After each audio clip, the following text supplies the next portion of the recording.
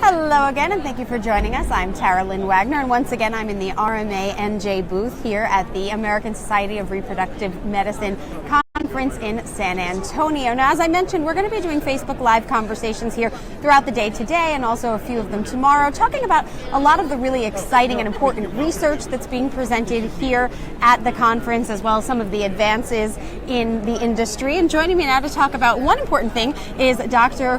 Juan Garcia-Velasco. You are with IVI-RMA of the Madrid office. Right, perfect, yeah. So tell me a little bit about what we're talking about specifically is preservation, fertility preservation. Uh-huh. So before we get into the two different categories of that, tell me a little bit about what that means.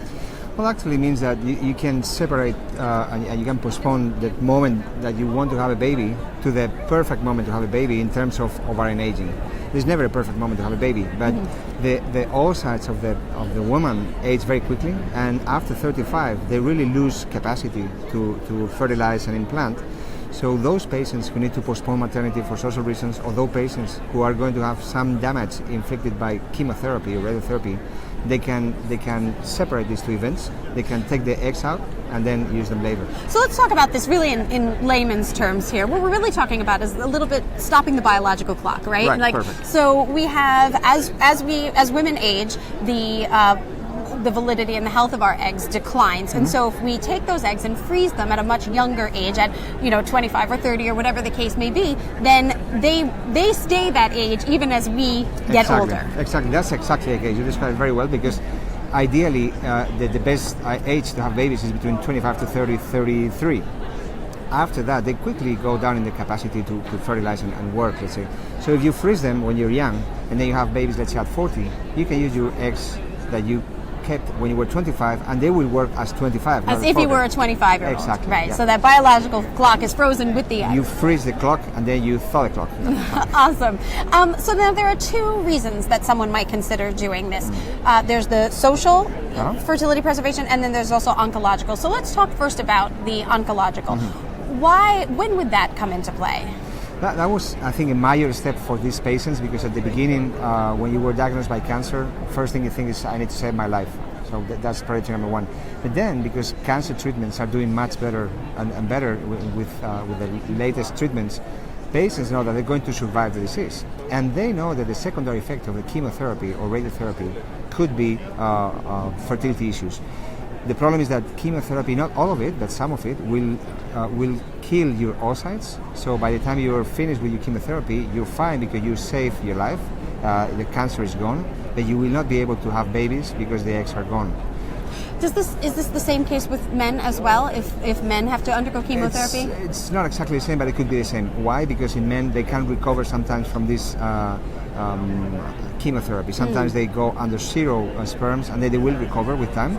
But it's exactly the same today. I mean, if you're going to undergo chemotherapy, whether you're a female or a male, you should freeze the sperm or eggs or ovarian tissue, and we will go into that later.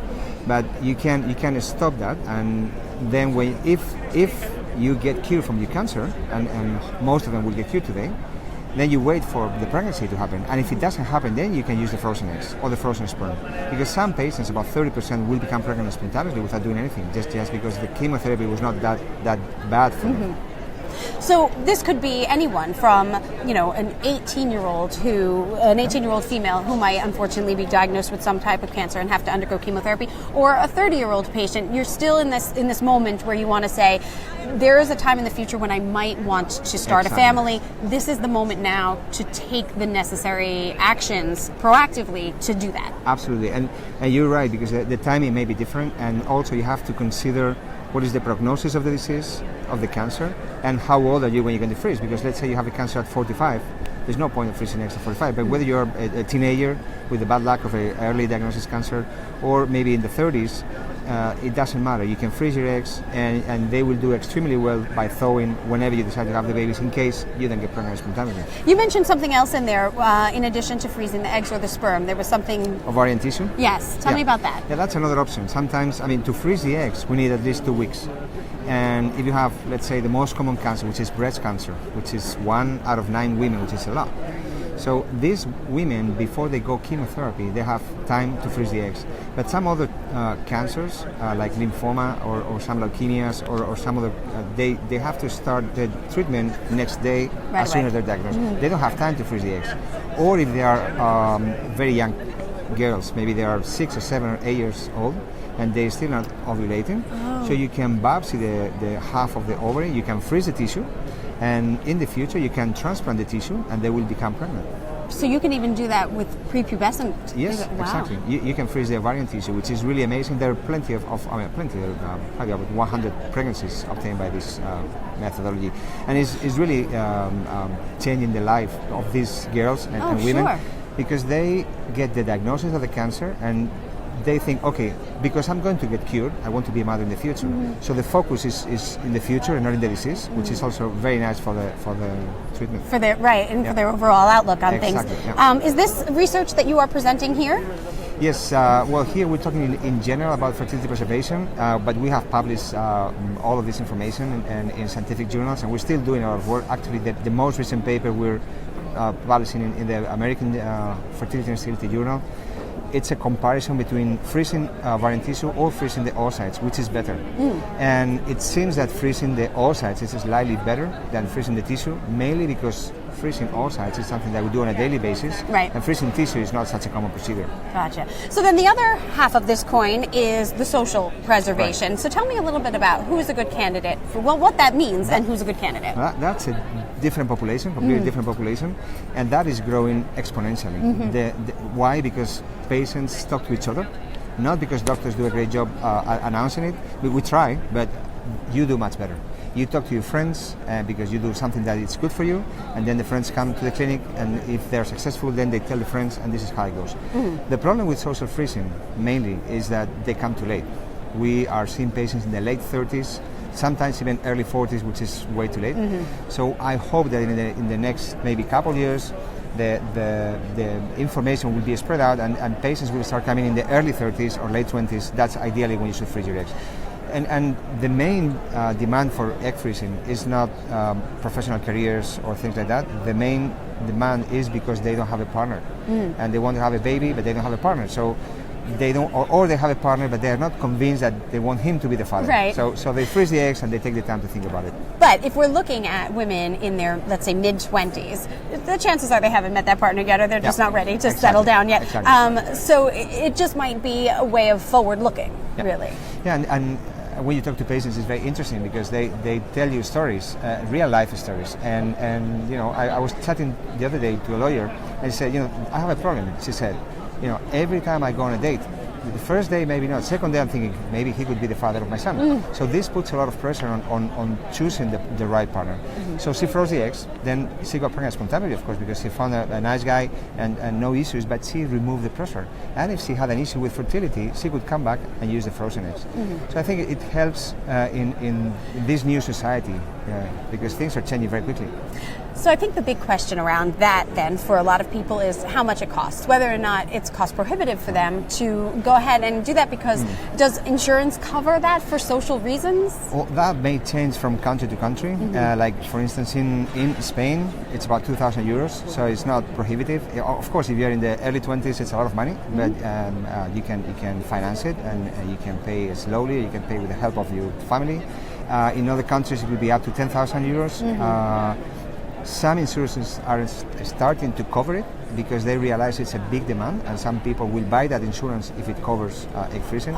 Some companies are offering egg freezing as a benefit, like they have dental care or kids care, they have social freezing, and this is the early times of social freezing. If we talk 5 or 10 years in the future, it will be a commodity. So this is one of those parts of this industry that's really advancing, that we're seeing grow quickly. You know, the big thing changed in 2007, 2006 when vitrification became available. This is a new way of freezing the eggs. The egg is a very specific cell. You know, freezing embryos and freezing sperm is more or less simple. Freezing the oocyte is very complicated because it's a big cell, big cell full of water. So what happens when you freeze water? You have ice, and the ice crystals, they break the cell. This new technology came into place from Japan in 2006, 2007, And then freezing eggs was extremely successful, and that's when all of this fertility preservation exploded in the cancer situations and in the socials.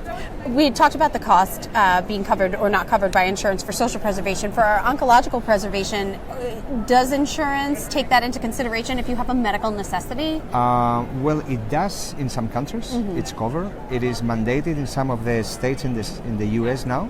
This is just passed a few months ago. And we at IVI, we have a foundation that offers fertility preservation for cancer patients for free. So it's part of the social corporate responsibility. So if we get a patient with cancer, they get a booking in 48 hours. We treat the patient for free. She freezes the eggs, and after 5 years, she can take the eggs wherever she wants, or use them with us, but at zero cost. So it's something that I think is also good for us. It's a nice feeling that you can put our know-how into this responsibility. So this is really one of those things that, whether it's medically necessary or simply because you haven't met the right guy, or you're just waiting to get your career in a place where you're ready to have children, it's really one of those things that just gives patients peace of mind. Absolutely, and I think we doctors don't treat patients very much. We don't cure diseases, we prevent diseases, and this is preventive medicine.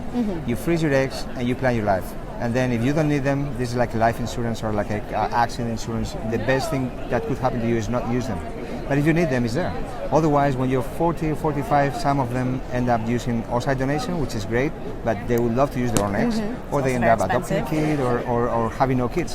Whereas if you have this insurance, at least you have the opportunity to try. It's not 100% effective, but it's very effective.